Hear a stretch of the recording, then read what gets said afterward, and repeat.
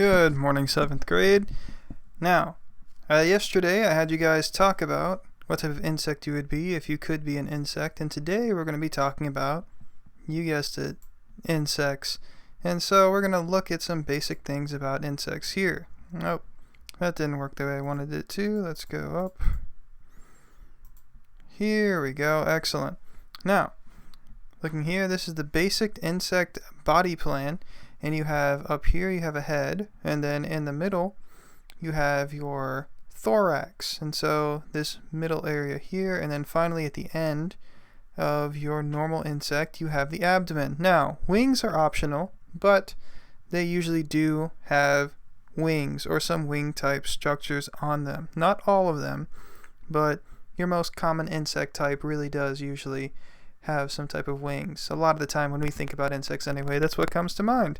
And notice your insect right here has 1, 2, 3, 4, 5, 6 different legs. So that is a very big part of it as well. Now there's some notes here at the bottom. It says the insect body can be divided into 3 main regions. The head that contains the antennae, eyes, and mouth part. The thorax that has legs and wings. And finally the abdomen that contains a large portion of the digestive system and reproductive parts. And so all of this together make what we would consider a really good insect. So let me just see if I could try this again. Do that. No, it didn't work the way I wanted it to. Anyway, let's keep on going here. Now, basic insect body plan. Just another image of it with a real insect. So we're going to look at an ant this time. The ant, and get the head at the front, just like our head is at the top of our body. The insect's head is at the top of its body. We have the thorax, which is the center, and then finally the abdomen, which is at the end. And right here you can actually see what I believe to be some ant eggs. Something interesting to note there. Yep. Okay, from here on we go to the arachnid. Now, arachnids are different than insects, and so a spider is not an insect. It is an arachnid. Now, looking here, you got some differences. First one is that in arachnids, they tend to have only 2 parts to the body. They have the cephalothorax, which is a big word that basically means the head and the thorax are fused together, and they have an abdomen.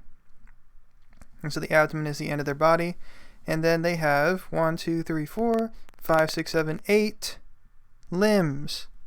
They have 8 limbs on their body. 2 more limbs than you would see on your insect. And so that's a big way to tell them apart. It says spiders have only 2 main body parts because the head and the thorax regions are a single unit. The cephalothorax, that also contains all the parts of the head, eyes, mouth, and the palps right here, and the legs. The abdomen contains reproductive parts and the spinnerets that make the silk for webs. And so your abdomen, this part here, will actually have the part that contains contains all of the silk that comes out of their body. Going on from here, we go on to your basic arachnid body plan. This is a real arachnid here. Some of you might be like, oh, scary. It is kind of weird looking, but it is important to know these 2 parts. Cephalothorax right here, and then finally your abdomen, which is at the end of the spider. So this is a wolf spider, and it's shown here with the young riding on its back. That's this fuzzy stuff here. If you look at it, and let me see if I could zoom in some more. As you go, okay, it didn't really work. Actually, it kind of did work. You can kind of see right here. These are all just its children. Woo! Horrifying. So if you step on this, let's get that horrifying situation where you think you kill it, but then all these tiny little ones crawl out. Ugh, it's enough to make my skin crawl. Golly. But keep on going from here.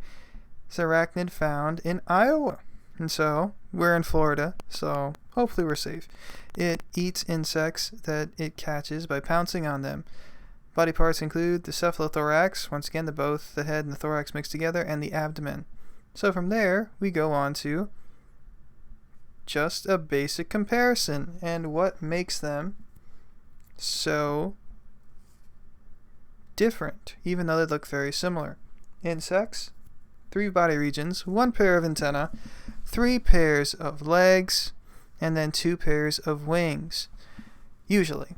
That ant that we saw before didn't really have a really big pair of wings, but going on from there, the arachnid has 2 body regions, no antenna. Let me just move that here. Arachnids do not have antenna. They have 4 pairs of legs, giving them a total of 8, and never have wings. The easiest way to tell if an arthropod is a spider or an insect is to count the number of legs. We should all be relieved that spiders never have wings. Yes, I for one am very relieved by this. It's a pretty good thing when you think about it. It's a lot less scary this way that our spiders do not have wings. So let's keep on going here. Insects rule the world. And so this is just a nifty little chart I wanted to show you guys here. There are more insects than all other animals and plants combined. So out of all of these things put together, insects are half, and other invertebrates, and plants, all of them put together, not even close to as many insects. There are more than 1 million different species of insects, and they keep discovering new ones. And so that's just a crazy thing to think about. And then also, 1 out of every 5 animals, if you had to pick them at random, would end up being a beetle. That's just how many beetles there are. And of course, beetles are a type of insect. Now, got some notes down here at the bottom. It says insects make up a vast majority of the described species of plants and animals on the planet. There are many theories why insects are so very successful, which we will talk about in the next slide. There are more than 1 million different insect species around the world. Another interesting fact is that 1 out of every 5 animals is a beetle. Already talked about that there. You got all this stuff going on here. It's crazy amounts of stuff to just look at. Now, you don't have to write all of this, and you can tell me thank you for that in the comment underneath this video. But this is just some interesting things to note. It is important to remember that although a great deal of attention is paid to the insect that negatively impact humans, like insects that carry human diseases, live in our homes, or eat our food, either in our kitchen or in the field, they are just a handful of insects that are in our environment. Estimated less than 2% of insects are actually pests towards humans. The rest of them just kind of do their own thing. They don't bother us too much, which is good. So only about less than 2% of insects are actually a nuisance, which is pretty good. And there are actual insects that benefit humans all over the world. Just something nice to know. Main thing they do for us is actually they pollinate our flowers. And so, once again, you're eating some chocolate, you need to thank some type of insect to do that. Now, why are insects so successful? Right here, we got the small size of the insect. That makes it very successful. Multi-generational. They have a lot of children. Flight is a pretty big deal. Being able to fly is enough to scare just about any person when an insect starts flying at you. Metamorphosis. It has different stages of its life. Wide variety of food choices. And so insects can eat just about anything. And finally, a wide variety of habitat resources. Now I'm going to stop this part of the video here, and we'll start up right where we left off. See you in a couple seconds.